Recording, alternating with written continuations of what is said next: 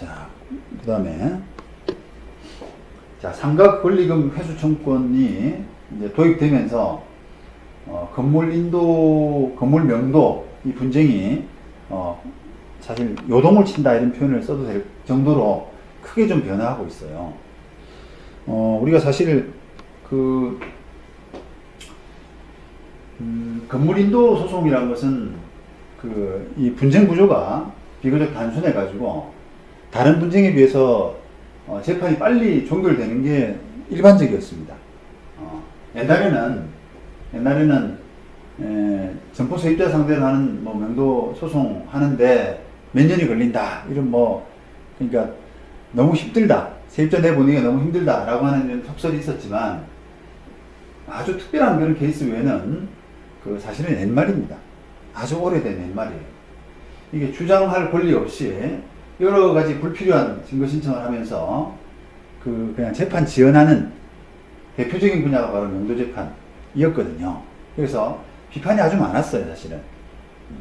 피고 임차인 소송 대리를 하게 되면은 얼마나 끌어들일까요? 얼마나 끌어줄 수 있어요? 이런 이야기부터 하는 거예요. 달리 뭔가 임차인으로서 법에 나오는 어떤 권리를 다투고 논쟁을 하고 이런 게 아니라 일단 시간을 얼마나 끌 수 있느냐. 그래서 그 시간을 끄는, 예를 들어서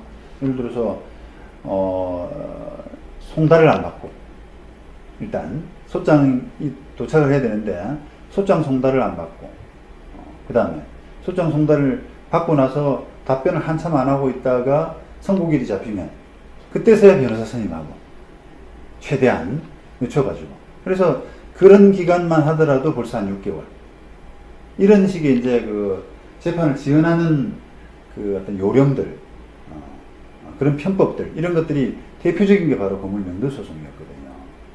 그게 무슨 뜻이냐면, 반대로 이야기하면 법리적으로 할 게 없다는 거예요. 법리적으로 임차인으로서 당당하게 이런 내 권리를 보호하기 위해서 심리가 필요하다, 이런 주장을 하고, 그게 충분히 이제 그런 시간이 끌만한 논쟁적인 그런 사안이라면 굳이 그렇게 어떻게 보면 조금 이렇게 조금 불편하게까지 그렇게 할 필요가 없죠. 떳떳하지 못하게.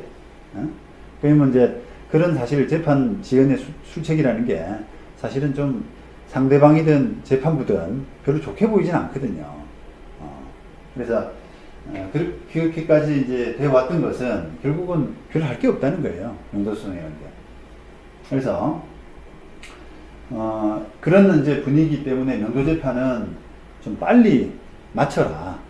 할 것도 없는데 너무 이게 임대인에게 물론 임차인이 열악한 지위에 있다, 이런 부분은 어쩔 수 없는 분명한 부분이긴 하지만, 그렇다고 해서 판사가 법을 뛰어넘을 수는 없잖아요. 그죠? 논쟁할 것도 없는데 계속 재판을 지연하고 하면 그것은 어떤 정도는 아닌 거죠. 그래서 이제 재판은 비교적 빨리 마치는, 6개월 내에 마쳐라 라고 하는 것이 법원 어떤 내부 규정, 특별한 거 없으면 빨리 마쳐라 라는 것이 내부 규정이었는데, 임차인 입장에서는 좀 아쉽죠. 그죠? 그래서 이런 유익비라든지 이런 것들이 원상회복 부분에서 좀 막혀 있고 하기 때문에 계속 이게 이제 별로 임차인 입장에서는 이게 지위가 그렇게 공고하지가 않았다는 겁니다. 자, 그런데 이제 변수가 발생한 거예요. 권리금 회수 청구권이라고 하는 그 제도가 등장하면서 이게 큰 변화가 지금 되고 있습니다. 실무에서. 이 개정법은 지금 차임연체, 이런 부분에서 특별한 사유가 없는 한은 상가 규모, 그 다음에 몇 년을 해왔느냐에 불구하고 거의 모든 임대차 계약의 권리금을 보호하고 있습니다. 그리고 지금 또 예전에 전통시장 같은 그런 권리금 예외의 경우도 2018년이죠. 2018년에 법이 개정돼 가지고 그것도 이제 권리금 보호 대상으로 이렇게 하고 하면서 점점 더 권리금 보호 대상의 범위를 넓혀가고 있거든요. 그런데 문제는 이런 그 권리금 회수 청구를 침해했느냐라고 하는 이 법 해석에 있어서 명확치 못한 부분이 많이 있어요, 법이. 그러다 보니까 논쟁이 많을 수밖에 없고, 그리고 그것을 다투는데 상당한 시간이 필요할 수밖에 없는 그런 구조가 됐습니다. 그래서 그 덕분에, 그 때문에 예전과 비교하면은 재판이 상당히 많이 지연될 가능성이 지금 커지고 있고, 실제로 지금 그런 현상이 나타나고 있습니다. 자, 예를 들어 보시면,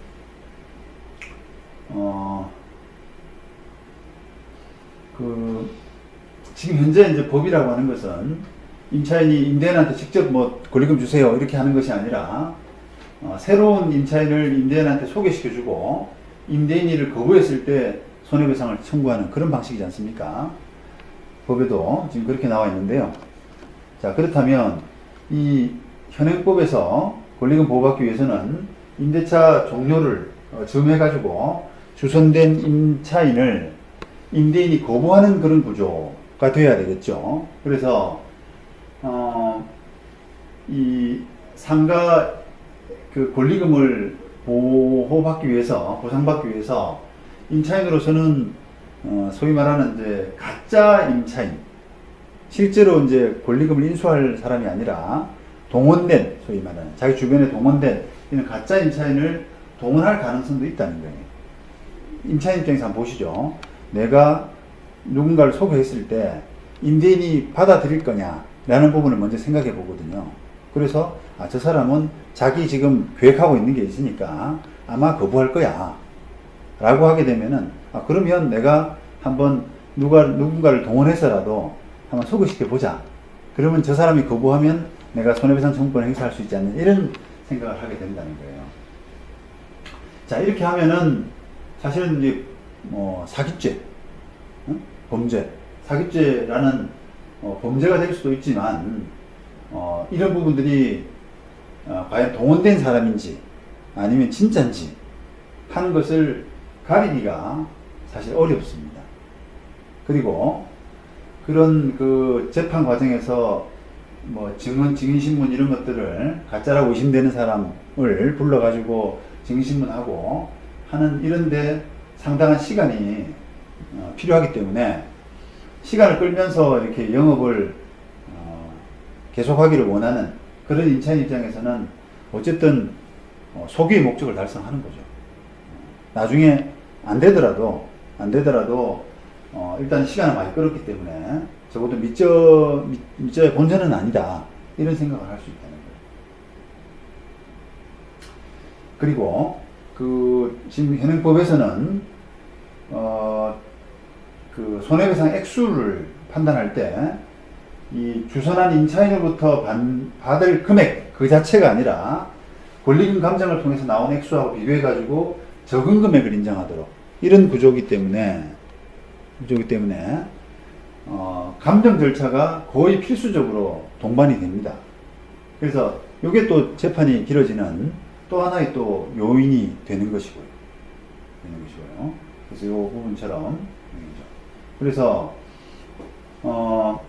이 재판 지연이라는 것이 사실은 우리가 법리적인 공방, 법리적으로 맞냐 틀리냐 하는 그런 부분보다는 사실관계 규명, 이 부분에 훨씬 더 시간이 많이 걸리는데, 지금 권리금 보호제도는 아까처럼 가짜 임차인이냐 아니냐라고 하는 그런 가리는 증인, 그 다음에 감정 절차, 이런 부분들을 거의 필수적으로 수반해야 되는 그런 구조이다 보니까 명도재판 절차가 당연히 최소한 6개월, 길게는 1년, 이런 정도로 많이 대폭 늘어나고 있습니다.